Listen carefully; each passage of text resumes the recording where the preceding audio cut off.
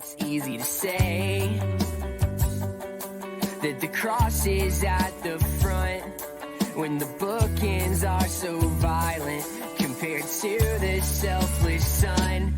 But I've tried to be, and I've tried to see like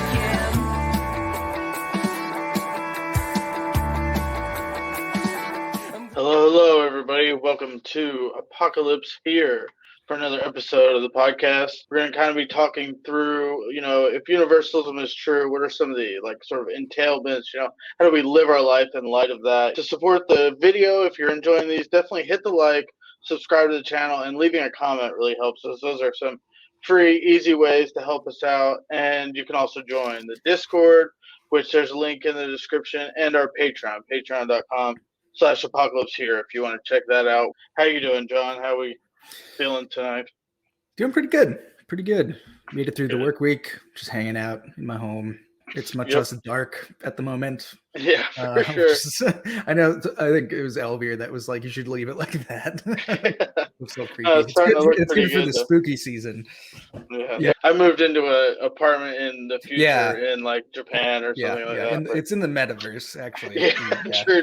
Yeah. Well, no, I have legs, so it can't be in the metaverse. Yeah, good point. It looks very like what was in the Star Wars prequels? I don't know if you're that familiar with them. There's really like a city sequence where they kind of fly through on. I actually never watched the prequels. I watched all the other stuff. I heard so much bad about them. My thought process was I just want to try and experience Star Wars without those. Sure. Yeah.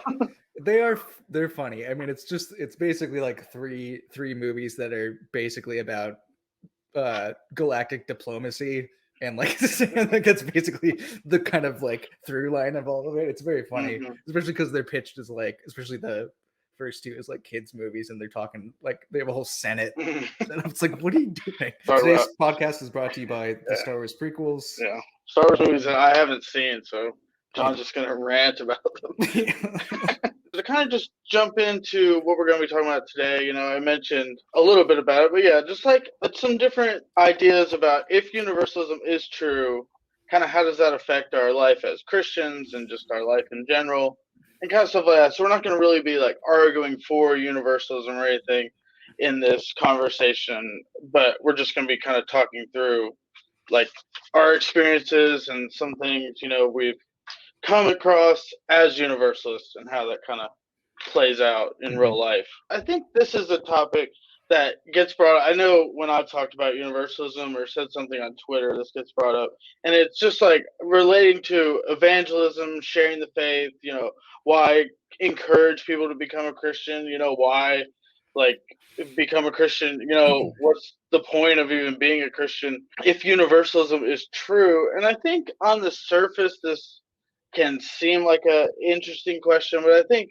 as we kind of drill down, I think for the most part, the responses are really for the most part, I think they're the same as anybody should kind of respond for any sort of Christianity, even if universalism or not. I really don't think an objection people should raise or whatever. But yeah, that's just kind of my just off the dome first thought or whatever. But if you want to kind of talk about it a little bit, and we'll bounce ideas off. I mean, it does get brought up a lot in response to universalism, primarily because I think it's coming from a place of if everyone's ultimately going to be saved, what's really the motivation for talking about Jesus and sharing with people your experience with God in Christ?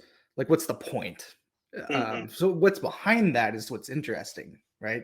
What's behind that question is what you really need in order to make evangelism or sharing the gospel, however you want to talk about it, effective, is if someone doesn't buy into it, there's some kind of negative state. And usually it's talked about as a permanent negative state, whether it's being annihilated in the end or enduring eternal conscious torment, right? So if you don't, the assumption I think is if you don't have that kind of a threat in place, I guess, or some kind of other bad possibility, then there's no motivation to do it. And I just think that's a false assumption. I don't think you need to have that other option in order for sharing something to be just good in itself. So I think the starting point is sharing the gospel, and we can talk a bit more about sort of the what I think is the proper context to do that in. But sharing the gospel is for the sake of doing something good in itself. Like we're admonished to witness to Jesus and the grace of God that's being revealed there in saving everything. We're doing it because it's a good thing to do, not because there's some sort of potential negative threat if somebody doesn't actually accept it or respond to it. So that's kind of how I begin to answer that. Another point I always like to bring up when this gets brought up, because I think what you said is totally right, and I think it really does expose a little bit about how a lot of people, like, I know, it's sort of like fire insurance or hell insurance or whatever, Yeah. Christian, and it really does kind of expose that actually, like, people will try and say, oh, that's ridiculous, that's not why I'm a Christian or anything like that. But when this question gets brought up, it kind of exposes that, well, that is actually a pretty large driving factor. But besides that, something else I like to bring up in response is I don't think about evangelism necessarily as just like, convincing someone of propositions or anything. Like, obviously you don't either, but like, that's not what evangelism is all about or anything. And it's part of like why I share my faith with people is because it's a huge part of my life. And if I didn't share that, I would just be keeping a part of my life to myself. And I just don't, I mean, that's not how you build real relationships with people. So it's just like, I mean, as much like what you said is definitely a part of it too. Like, it's good in and of itself. Jesus is good. Like, I mean, he definitely is a good thing. And if more people, come to realize that, it's definitely good. But it's also, for me, like I said, like why I talk about it is because it's a part of my life. So why would I keep that from people I was building a relationship with? Yeah, that's a good point. And you brought up a key word or key kind of language around this, which is relationships. And this is what I was indicating with the kind of proper context to you get asked, like, would you be willing to like go out on the street and evangelize people? It's like, well, no, not really. Like that's no.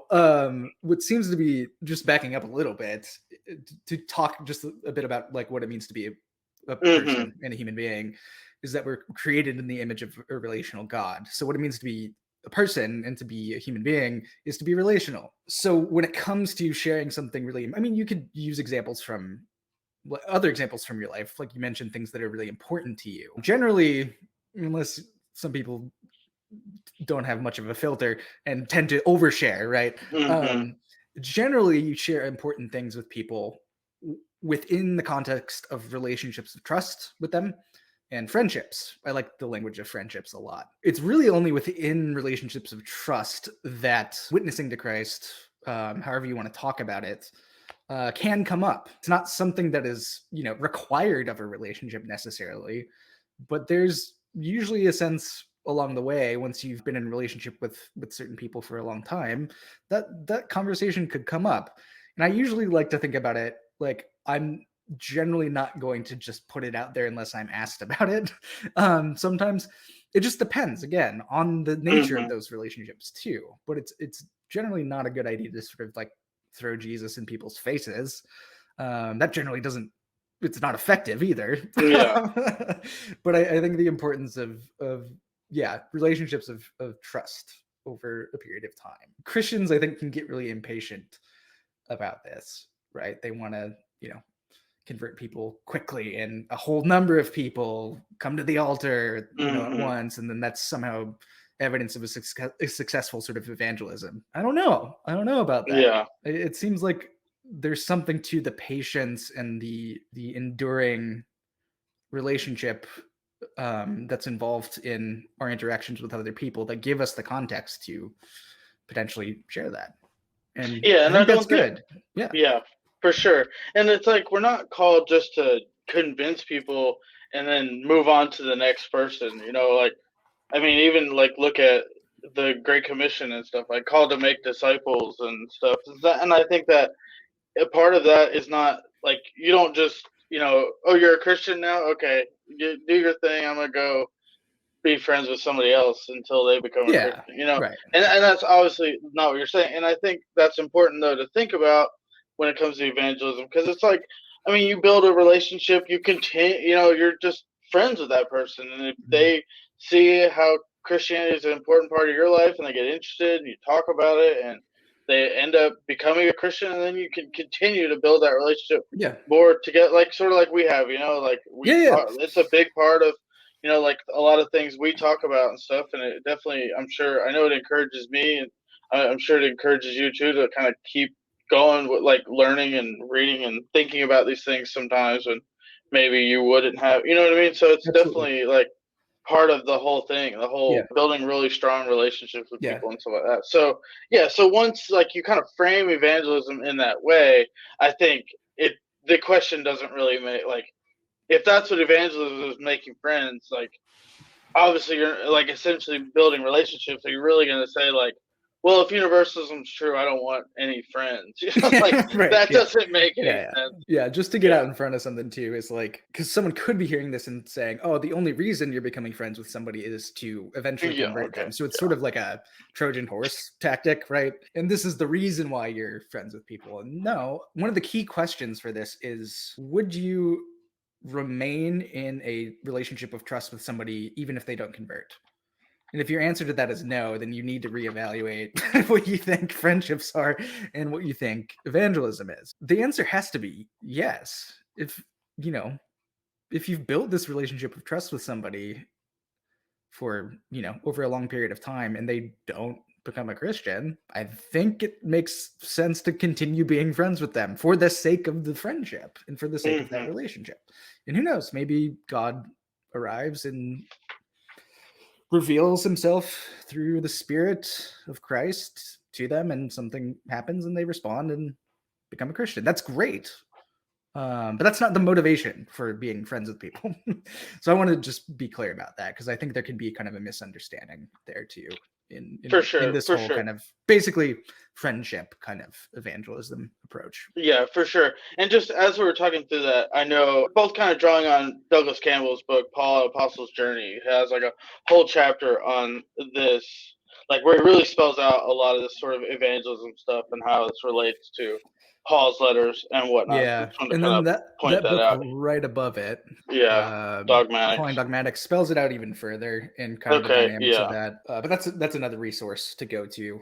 The sort of scriptural example of this is sort of the life of Paul that we get through his letters, that we see him linking up with different networks of people, making friends, Talks about working and with working people, working alongside together. And, people. Yeah, we get that with the Thessalonian correspondence, working with their hands. So it seems like Paul is arriving and not just, you know, there's a bit of a kind of sneaky over determination of the book of Acts, where Paul seems to be depicted as a kind of, you know, street preacher in some instances. That's probably not really what happened. It seems like the evidence we get from the epistolary data itself is that Paul was actually living with people and forming friendships. And the way that he would move across the ancient Mediterranean was exploiting networks of people and making friends through friends, making relationships through family networks that he would be involved in, patron networks, possibly veteran networks, which may be the case in Philippi. It's debatable, but yeah, the friendship and relationships is really the reason why Paul was able to move around. Kind of to recap a little bit, like evangelism is good in and of itself. I mean, it's a huge part of my life, and it should be a huge part of your life as a Christian. So not sharing that is keeping that part of your life to yourself, which, you know, it's just not how you build good relationships. And just really just rethinking what evangelism means. So that's kind of just to kind of recap how those big things about how I'd address that. If you're bringing up this question, I think you kind of have a misconception about what evangelism is, and it's more like, it seems to lead to people thinking evangelism is more about just numbers and things like that, and convincing people and, you know, converting people, and then that's really the only, you know, to save them from hell or whatever. Which clearly, like, if that's how you think about evangelism and universalism is true, then obviously that motivation goes away in a sense. Yeah, it's removed. One thing I did just want to know, and it's not really about like why evangelism or anything, but it's something I was thinking through. And I mean, I think for a lot of people, and like we said, this conversation is more or like in regards to people who are more convinced of universalism, or at least leaning strongly that way. I think a lot of people believe in universalism, even if they don't, really realize they do. Like, I think for a lot of people, it seems like it's not even an option, in a lot of Christian circles. So, like, and I think that was kind of like where I was at, basically. Like, I don't think I ever really believed in hell, but I just kind of didn't really touch that topic all that much, and just like before I really dove into universalism and realized it was actually an option and still be a Christian.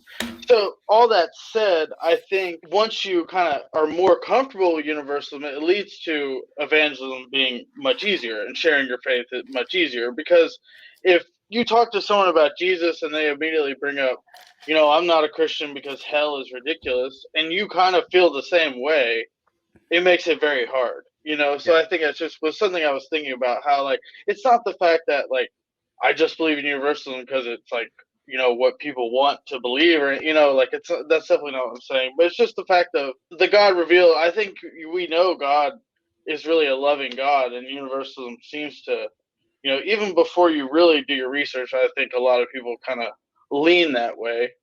Yeah. And if so, it was just something I was kind of thinking about. Like I said, it's not really about why you would do evangelism, but it's definitely related.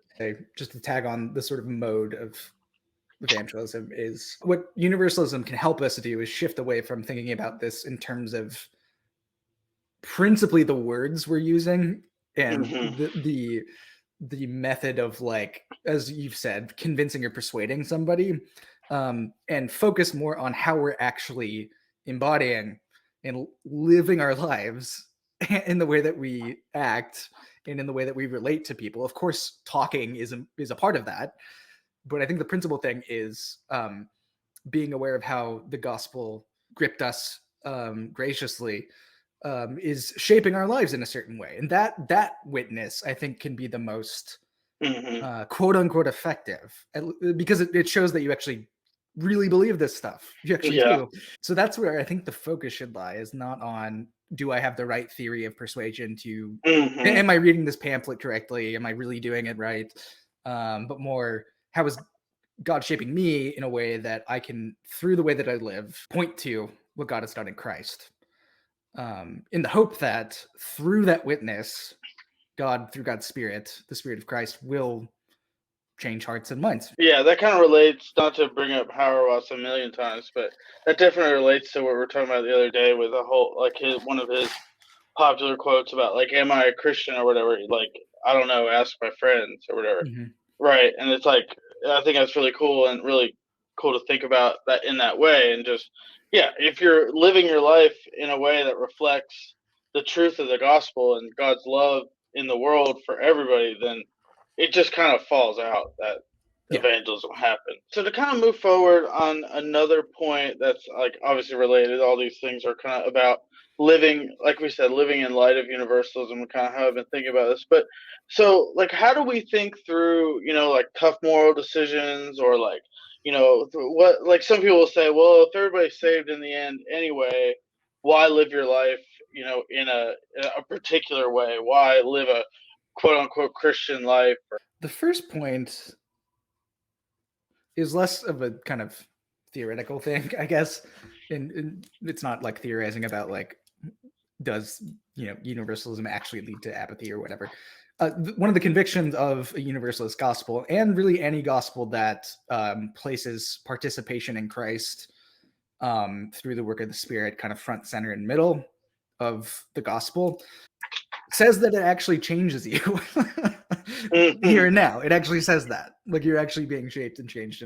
So, like, in terms of mustering up the right kind of moral theory or right action ourselves in making decisions or whatever, we can talk a bit more about kind of addressing like hard situations ethically. But first and foremost, it's just because the gospel changes you that we can say that it doesn't follow from universalism that apathy results, right?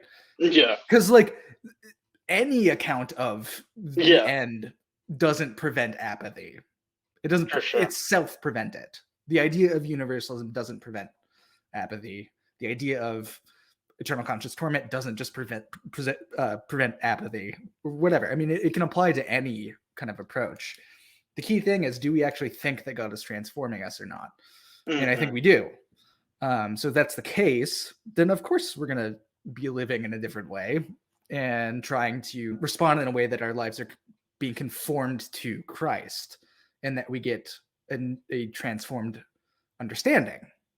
We get a new mind when we're involved in Christ, a transformed mind, the mind of the resurrected Christ, which is a pretty cool thing. It's weird, but that's where ethics is coming from. And so I think putting the point about the gospel being actually transformative, really here and now, up front, is kind of the way to begin approaching this question. So if you want to kind of tag on for that. Sure. Yeah, for sure. And I think you made a good point, and like this kind of ties into what I said at the beginning, where a lot of these sort of objections or questions really like apply the same, even if you're not a universalist or whatever. And this one especially true, like anybody that believes in like perseverance of the saints, or like, you know, once saved always saved type understandings or whatever, like it's exactly the same thing. You're right. Like, so if a Calvinist raises this objection to you, then like it doesn't make, like, that's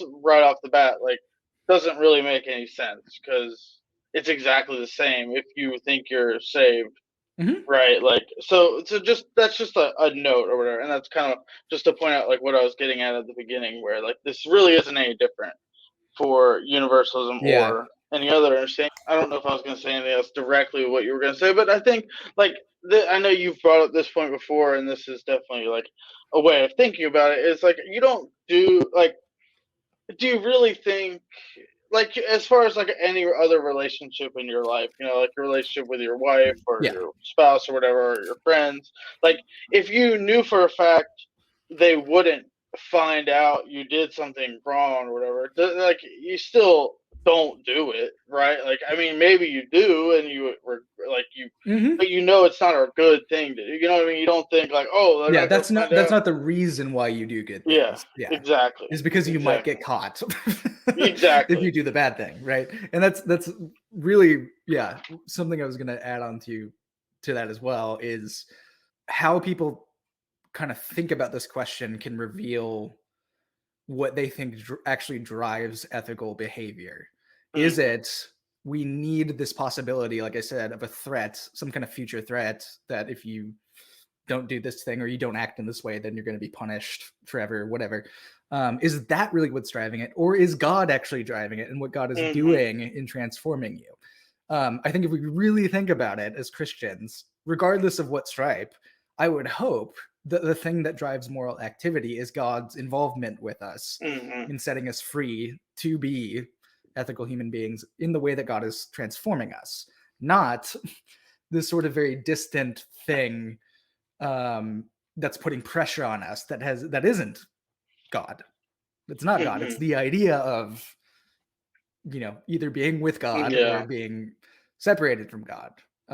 That's an odd way of thinking about things theologically. Yeah, I think something that brings up, maybe I haven't really said this before, but it's just kind of like, if Jesus really is our example of how to live, like, I mean, nobody thought that he was only doing good things because he didn't want to go to hell, or, you know, right? So like, he's definitely not, if that's your like reasoning or whatever, then like you're not using Jesus as the example for how to live your life. Like, maybe you're copying the things he did, but you're not following, and it's not exactly like a one-to-one correspondence, obviously, but like his obviously motivation for anything, you know, the incarnation, creation, right? Like, I mean, if you want to go that far, but just like even just him living his life that we see like on earth, and it just, so it's definitely wasn't it shouldn't be our motivation either, and it doesn't need to be, right? Like you said, it doesn't, even if you do start to get into like ethical theories and stuff like that, they don't really, like,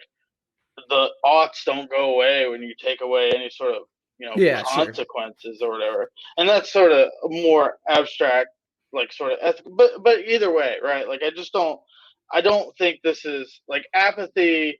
And then I think when you know the truth, and like you said, the gospel really does transform us. So like when people do bring this objection to me, like I try not to be rude, but I mean this is one of the ones that can lead to being a little bit rude, where it's like, I mean, if we're Christians, do you really think like, are you really asking me like, is there any other reason besides hell to do good things, right? Like, I mean, really, you need to sit back and think about what this objection is when people bring it up as an objection, right? Like, Right. oh well, Which does happen quite a bit. yes, yes.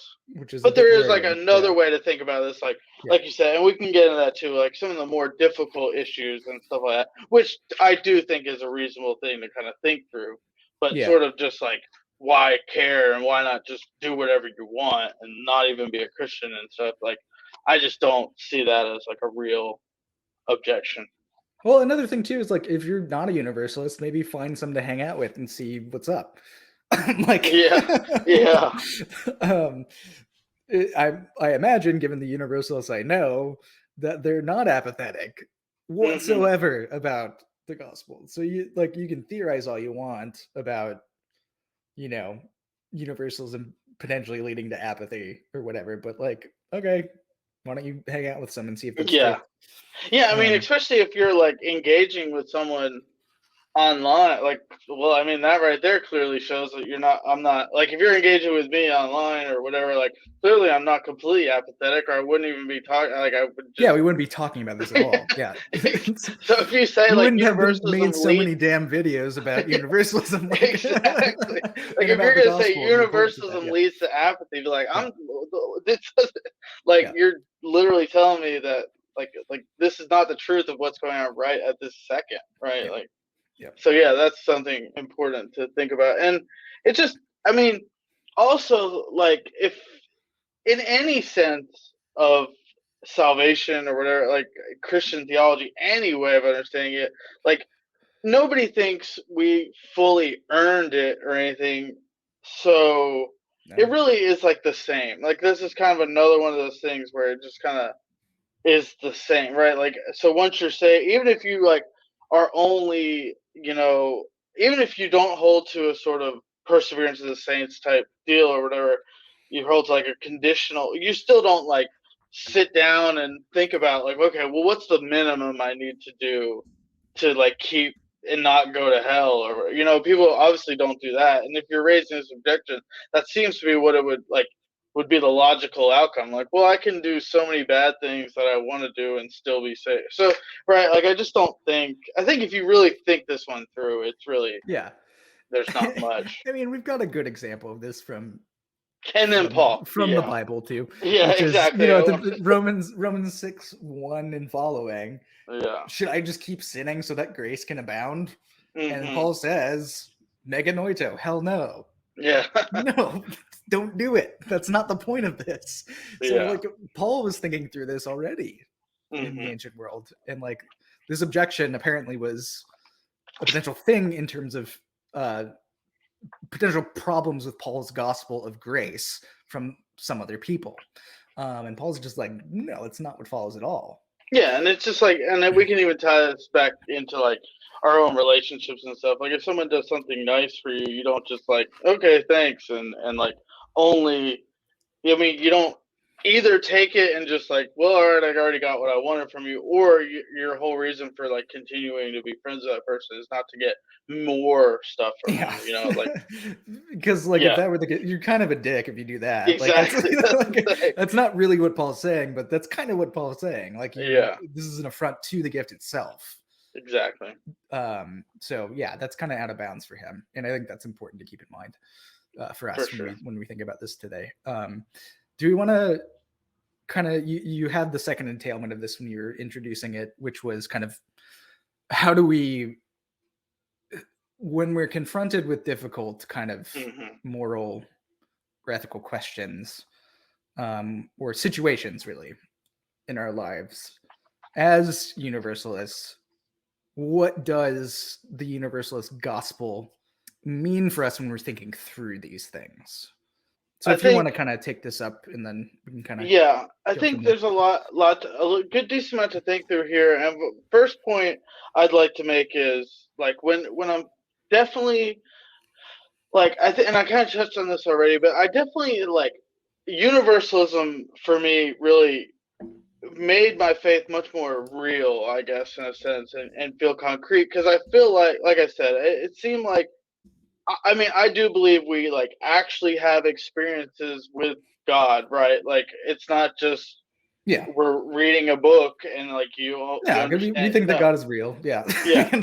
I mean, So I think like it all that to be said, the only reason I say it, I think it makes sense that I like knew universalism was true before I realized it was a live option and like actually accepted it or whatever. Sure. So I say that to say when I'm faced with tough decisions, I first off think a universalist gospel and it gives me a more concrete thing to hold on to, and gives me I feel like I have more, like it's more real, right? Like my faith is more real and more powerful, and I understand who God is, and if He loves everybody in this way, it gives me a lot more trust that following Him is the right choice, right? Because I think when I was faced with sort of eternal conscious torment or something, like these sort of understandings, when I thought that was really the only option, it made it a lot more difficult, because I think in the back of my mind, like, I didn't really believe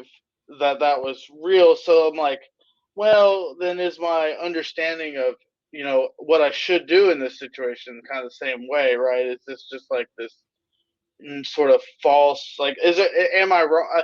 It led to me thinking more like I could be wrong. And when I wasn't as confident, it definitely makes tougher moral choices a lot harder, right? So like being confident in your faith is definitely one of the first steps to, really living it out, right? If you don't really believe it, then it's obviously pretty hard to live it out. Sure, yeah. And I think related to this sort of confidence in the reality of God and God's activity here and now is trust, which is faith, really, which is a fruit of the Spirit. We don't think about it that way that often, but trust really arises pretty powerfully and clearly from, I think, this account of the gospel. And when it comes to like specific situations where we need to, which I mean, we're making moral judgments all the time.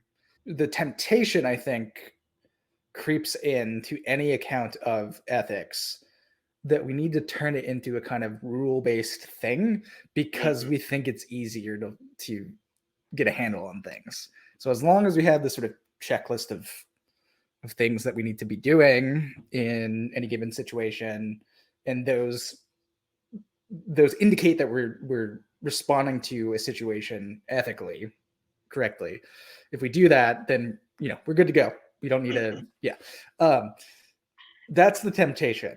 The more difficult thing, and the thing that really requires the trust and confidence, the confidence that can come from that, is a bit scarier for us as human beings, because it requires us to actually pray and to ask. I mean, this is pretty straightforward stuff to pray and to ask God what God wants us to do. We forget this all the time. And of course, this isn't some sort of individualistic sort of thing. This happens in communication and in community with other people. That's the context within which prayer and trying to discern God's will for us in a certain situation in a way that's faithful. Praying is hard. It's hard work. I know it gets kind of chalked up to being just kind of, wishing for stuff or like writing a letter to Santa or something, like, but it's hard work, and it requires being, like we've been talking about with relationships of trust. It requires those, and it requires a community of people who are open to the activity of God's Spirit, and who are talking and who are praying and who are thinking together about these things. And then how do we respond in this situation? It takes much more work and time and effort really to do that than to just have a sort of like checklist of things you need to tick off in order to know that you're doing the right thing. Really, no ethical situation is that simple. It just can't be. So we need to be relying on what God is asking us to do. And so there's a kind of interesting, once you move away from the kind of like rule governed approach, where something is ethical across time and space, and we know this because we have this kind of set of rules. What it does is it opens up for a much more kind of flexible ethic, because it's dependent upon what God is asking you to do in certain situations, right? Which may be different than other situations, right? The consistency there, which I'm kind of anticipating a pushback, the consistency there is God in God's self. Because God is the one who's sovereign over this process. So that's the consistency. It's not a rule. It's a living God who's in charge of this. And that can be scary. I think I've talked about this in possibly a past stream. This can be really, really scary for us because we really, really want control over ethical processes. And I think, but at the end of the day, we don't have that control. We just don't. Yeah, we can theorize all we want. We can come up with and buy into whatever ethical theory we think makes the most sense to us. It's not stable. It's not stable. And narrowing it down to a set of rules really puts us in control, and we definitely like that. But yeah, it's just not the case. And I think it's important to note that, like when you said flexible, that definitely doesn't mean whatever you want it to be. Yeah, it doesn't mean anything goes. It just means that it molds with the situation at hand or whatever. Yes. Really. So another word is navigation as well. We're called to navigate certain situations with obviously God's help doing that, but we're able to, once we move away from a kind of rules-based approach, we're able to actually navigate situations and really try to see those situations for what they are. And that's the only way that you can really do it. Really understand what you're involved in. There's a kind of freedom there, there's a flexibility, but there's also accountability as well. We're not saying that like if you do something wrong, it's like whatever, get swept under the rug. That's fine. No. As Universalists, we believe in hell. And we do believe that there are consequences when we collaborate with sin in various ways, right? The difference is we just don't think it's eternal. We think that it's restorative and ultimately loving, and ultimately the aim of it is to be restored and reconciled back to God at the end of all things, right? So there are consequences. It's going to be, I know people don't think it's severe just because it's not eternal. It's going to be painful because we all, turn away. We all collaborate with sin and death in the flesh. So just to be clear about that, we're not saying there aren't any consequences. We're just saying that those consequences aren't what's driving ethical behavior. And that's why, I think that's why it's important to kind of talk this through in a way where, like, I mean, I do think it's important what you brought up there at the end about, like, we do believe in hell and we do believe there are consequences, but I definitely wouldn't just, like, put that up front. No. Because I do think universalism is a different, like, no, it's not, I don't want to say it's different, because I do think there are people that are not universalists that do have a correct understanding of ethics and things like that, right? So, like, there are people that don't use hell as the driving force for their ethics, but do believe in a sort of annihilationism or even eternal hell, or like, not everybody is a theologian in every aspect or whatever. So, you know what I mean? Like, so all that to be said, I don't want to just say that, like, universalism is different in that sense, but, like, for us, it definitely is. Like, so the important thing just to note is that even though that we do think there are consequences, we do want to stress that those are not the things driving our ethical decisions. So it's important that, like, I do think bringing it up is important, but I also think it's important that you kind of brought that up at the end of what you were saying. No, I like to preach fire and brimstone up front usually. Yeah, we believe in hell, and it lasts millions and millions and millions of years. It's just not forever. Yeah. Yeah. Quick point about sort of just moral choices kind of within situations is that I think people really want answers ahead of time. Mm-hmm. And I hear that. And so to kind of seed that a little bit, I will say that I think that generally ethical behavior has the shape of what Christians call the fruits of the Spirit. I think that's a good indicator that what we're doing is actually aligned with the morality that God would have us participate in. Mm-hmm. Patience, gentleness, kindness, long suffering, which is a hard one. Mm-hmm. Joy, faith, all of these different things. I think it's the shape of that. I'm not saying that these things give us kind of, again, I don't want to turn it into a rule-based thing, but this is kind of the kind of outline of what I think Christian ethics will look like. Yeah. And that, again, because we have the flexibility, these things can look different in different contexts. It doesn't mean it's not those things. It just may have a different kind of color to it, right? Yeah, but it's not to say that, like, it's all over the place and stuff. Completely, like, I mean, we can say confidently that, like, being nice to people is what you should do, right? Like, there's not going to be very many situations where the ethical thing to do is, like, be an absolute jerk, right? Like, right. And all that to say, it just, like, while it's flexible, it's not like you're, like, don't have any clue what you should do until you're in this situation. Like, I mean, for the most part, I think I don't even know if I would necessarily say for the most part, but whatever. A lot of your common situations throughout life, I mean, you could say this is probably the way I should do it, right? Right. It's good and for like a nice person and help people, and it's not craziness or whatever. Yeah, and what's like, for example, what's loving is not going to suddenly turn out to be hate. Exactly. Like that's an important thing, because I think some Christians will say they're doing things out of love. Yeah. When in fact, the actual way that they're behaving is hateful.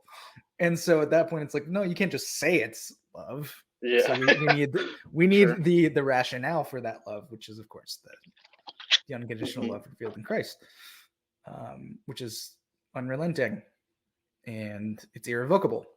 So it's not going to turn out to be hate. Yeah, and just to say, like, another way that universalism definitely affects ethics, though, is that being confident in the fact that God has already accomplished salvation for everyone out there definitely feels to me like puts a stronger, motivation and, like, emphasis on living an ethical life and helping other people. And to be fair, like, I know, like, this is not the way you should think about it, but I mean, to me, it seems like the truth. Especially, like, for me, coming out of, like, a Reformed Calvinist before I was a Universalist, and still, like, hold some of it, but whatever. The fact of, like, thinking about some people out there just, like, aren't elect or whatever, like, definitely leads to thinking, if, like, it definitely makes it a little easier when someone's, like, a complete jerk to you, or, like, is making it more difficult, right? Like, say you're at, like, a whatever, like, you're trying to help someone that's homeless or something along those lines, and, like, they're not accepting, they're kind of making it more difficult. It definitely, like, in the back of your head, without universalism, it's kind of like, well, maybe this person just, isn't a good person, and it just isn't gonna, no matter what I do, it's not gonna matter. Yeah. But really trusting in universalism, if you ever start to get that feeling, you got to sit back and think, like, I really do believe that God has already accomplished salvation for this person. So for me to give up on that person is never an option. Basically. Yeah, it means we're not actually witnessing to that gospel Yeah. when we do that. I think that's a great point. And like, yeah, the your example of engaging with especially poor people, and in particular people who don't have homes, reminds me of, you know, a point that Gustavo Gutierrez made a long time ago, which is like, Yeah. we can't sort of like, the way that this gets brought up a lot of times kind of ethically is like, you know, they're just fundamentally, homeless people are just fundamentally nice, and like we're just supposed to kind of learn from them, which is a good posture to have up front. But if you ever spent any time with not just homeless people, but people in general, you're going to come across people who are jerks. And the issue is like, what do you do in response to that? And I'm sure Travis, who's on, I think he's still on here, has done a lot of work with homeless people, and I'm sure he can attest to that fact as well. What universalism does is it gives us the appropriate posture in those situations, which I think you were kind of getting at too. Because what it does is, in the light of God's universally saving purposes, we have a fundamental solidarity with every single living thing on this earth and in the cosmos. There's no superiority. There's no hierarchy there of we're kind of above them and we're trying to get them to us, right? It sets you up with a position of solidarity with everybody, which creates hopefully empathy, hopefully compassion when we're really thinking about that. Yeah, it sets you up in a way that doesn't allow you to other, which is so important. Because the moment we're othering people, especially people who are marginalized in bad situations because maybe they didn't behave the way that we wanted them to, we're othering Jesus. That's what we're doing. So it sets you up in the correct posture, I think, to engage with people. Yeah, it's kind of like, as I'm thinking, it's like, as far as like a non-universalist understanding, like, I mean, basically it kind of goes like Christ offers you this gift and you either accept it or you don't. And if you don't, at some point you're too far gone, or you know, or you're just like, you've made up your mind or whatever. So if that's your understanding of God giving out a gift, then like, when like, and I've had this experience in my life. So when we used to like help out at a like sort of like a transitional like home for like men that were either like fresh out of prison or off the streets and stuff like that. You offer these people help and stuff, and obviously, like, we all know, like, I mean, in our lives, I'm sure we've done this in struggles we have, but you take 2 steps forward, 3 steps back sometimes. And so if your understanding of God is like, at some point you've made up your mind and that's just how it is, and God will let go of you. Then that definitely plays into how you see, you know, I'm helping this person and they continually like reject. And not to say you should, like, you know, destroy your own life, like you have to, like, obviously, because we're not God. Exactly. But just to say, like, you don't give up on that person. Maybe what it means is you have to approach the situation differently. But absolutely, if fundamentally they're not lost, right? And that's what I think is extremely important with regards to universalism. Just to summarize kind of what we've been talking about, universalism means that because God doesn't let go of people, neither can we. And it means that we're fundamentally in solidarity with everyone all the way through.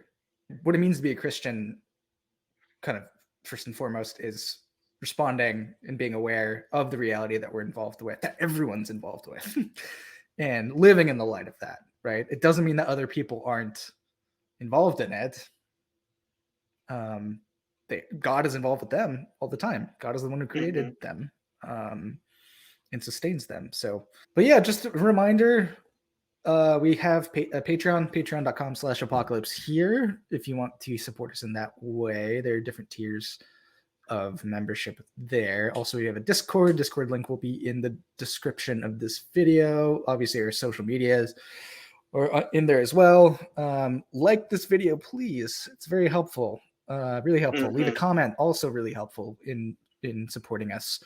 So if you could take 2 seconds to do that, that would be really great. We both really, really appreciate it, and it helps us being willing to and motivated really to prepare and show up and talk about important topics, or at least the topics we think are important. With that, this has been Apocalypse Here. Christianity you can live with.